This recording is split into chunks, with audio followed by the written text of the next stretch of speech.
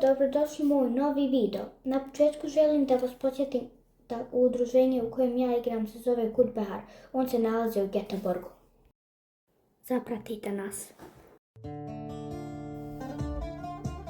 Kao što znate, moj baba je koreograf tog udruženja.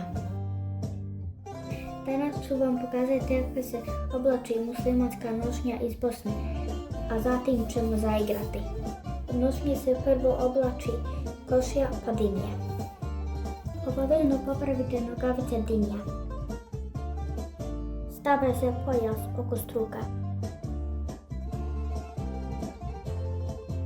Ovaj put smo izabrali jelek crvene boje sa dugim rukavima. Gradska muslimanska nošnja.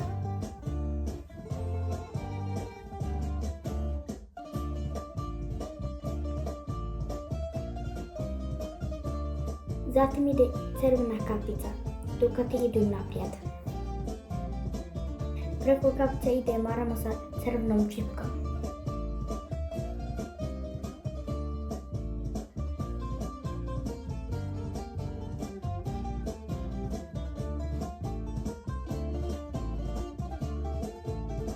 Marama se veže ispod repe ili punđe.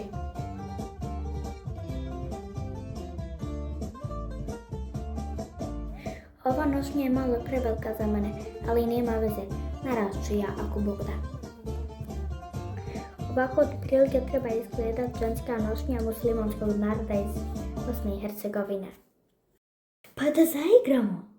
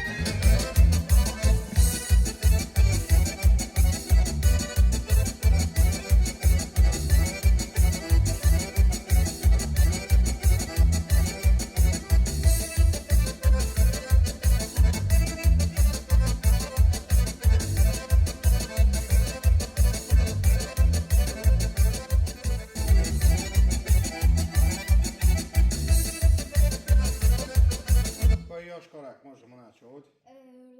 Ja bi pinta. Znaš slovo?